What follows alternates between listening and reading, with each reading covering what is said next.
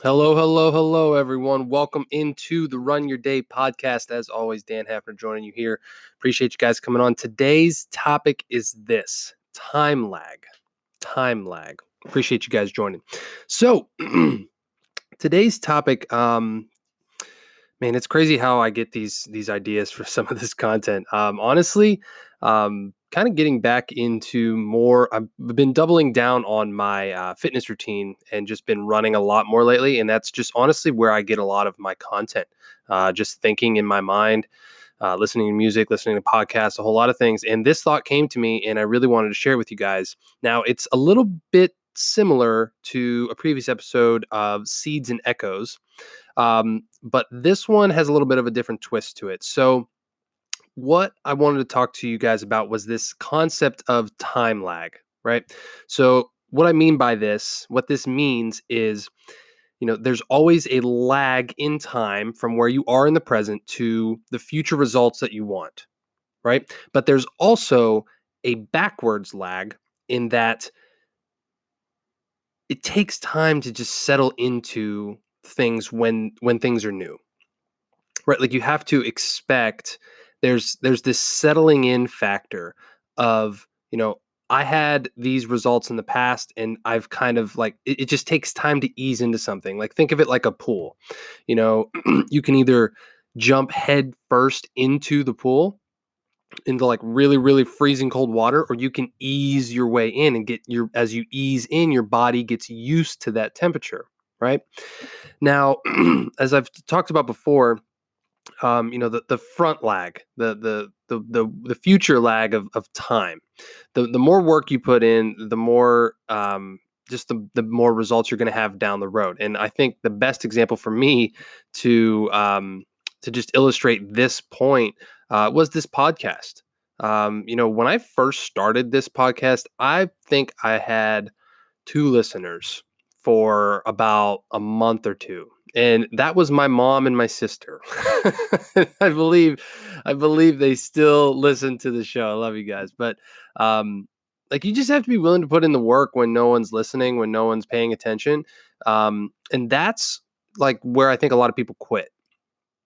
I think a lot of people quit because we want these results right now. I've talked about it before. Us millennials especially, like we expect to go get a degree and then get a job making $100,000 a year, or we expect to be able to take an online course and then deploy it in an online social media format and get 100 million likes or 100 million views on YouTube or whatever it is, and the whole it's just bullshit. Like that's not how it works. I know because I've done so much stuff and I've learned what works, what doesn't. I've tested, tweaked, done a bunch of different stuff. And yes, sometimes you get lucky. Sometimes you do get lucky, but 99.999% of the time, you just have to deal with the lag. Like you can have an idea right now. Like you can have $1 billion idea, like the next Facebook, but it's not a reality. Like it's in your head. It's not even real. It might be the greatest idea ever, but it's not going to come to fruition for another 5 to 10 years. Like just point blank. Like it's not. You have to be willing to be like, you know what? Okay, if this is what I'm committed to, these are the steps I need to take in order to get there. I need to remove these things. I need to get clear on this. Like there's a whole thing of, the bunch of the things I've talked about previously that you have to apply to this, but there's a huge patience factor. Like there's just going to be a lag in the results. Like when you put one thing I'm learning now, like the more when you put money or time and effort into marketing and advertising, you don't see the results till later on down the road. When you have a new employee start, you have to train them up front so then later on down the road it pays dividends. When you have when you adopt a new pet or have a new relationship or whatever it is, like you have to put in these put in the time in these efforts up front so you reap the benefits down the road. It's the simple art of investing. It's very simple in the financial world. You put in money. Now I know you can lose money, but if you think about it, you put in money today, 30 years from now that money should be worth more money. And I'm not advocating people do that. I think investing in mutual funds is the stupidest thing ever. But anyway, my opinions aside, it's the concept that you guys get, right?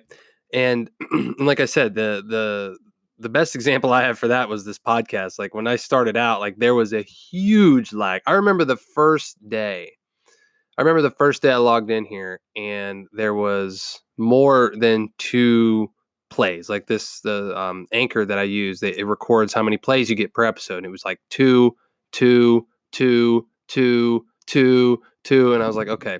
Eventually, somebody besides my mom and my sister are gonna listen to this show.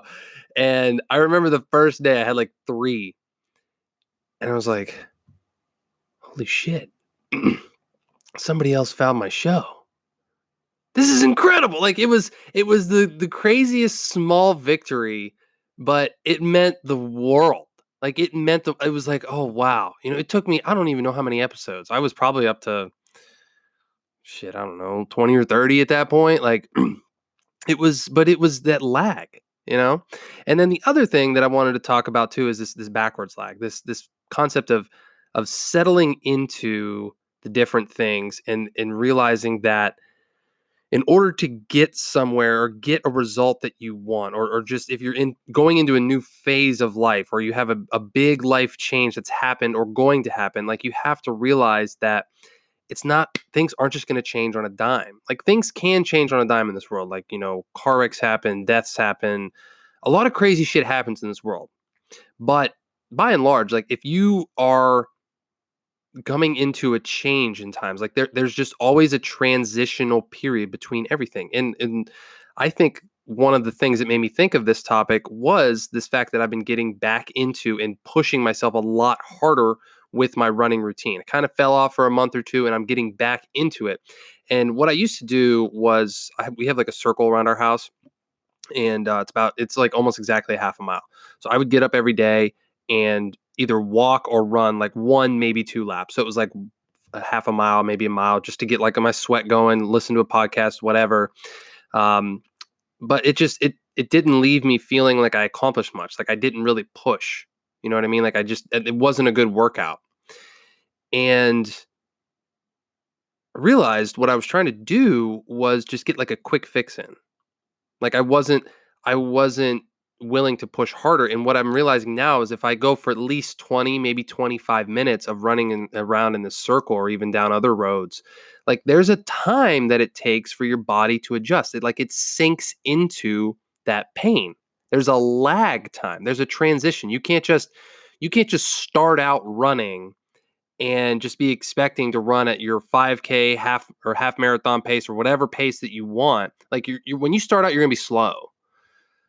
And this is an analogy for pretty much everywhere in life. I just like to apply running to it because it just makes so much more sense. Like it's so easily seen, right? Like when I start out, like it takes me almost a half a lap to even get into the rhythm and my body to wake up and be like, oh, okay, so this is what we're doing. All right, cool, right?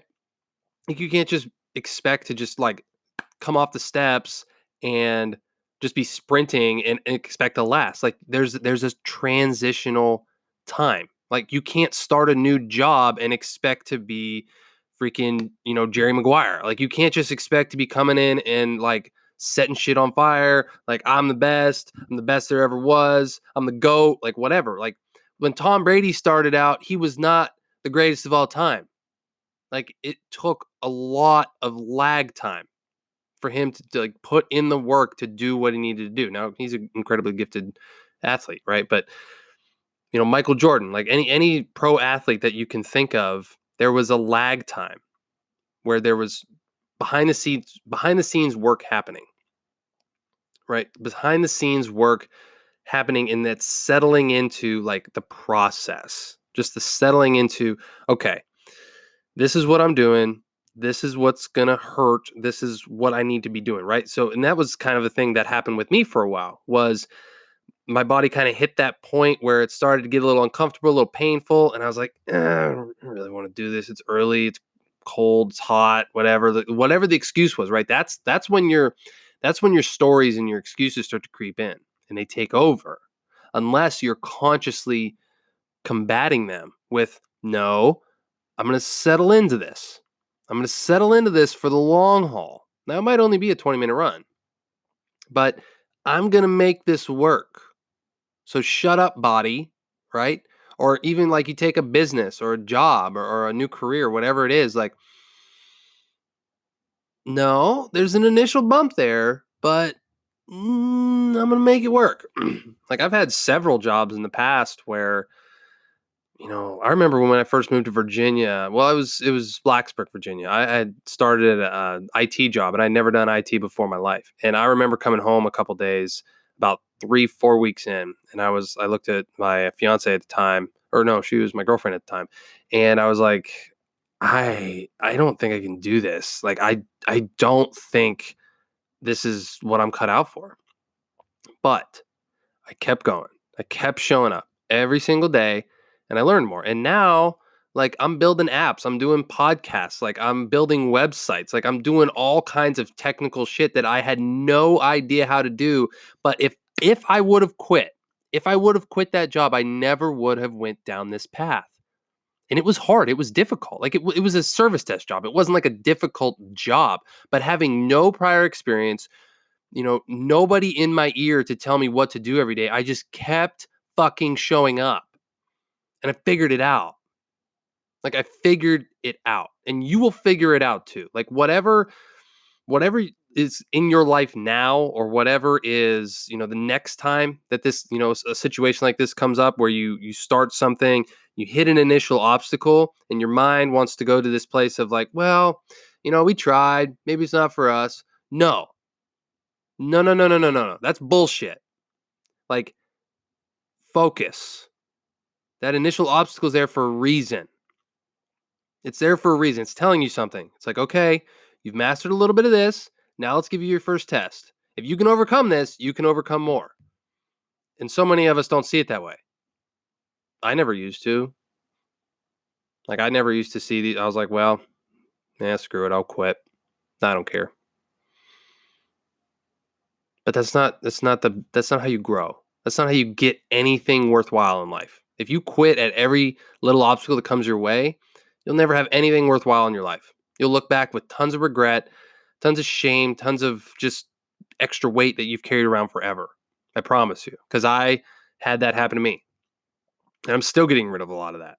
Like I'm still in the process of that. I'm not by any means over all of that. Like I did a lot of that shit for the past, I don't know, 4 or 5 years. Like something small would come up, be like, well, not going to do that. And I'm still working through some of those stories.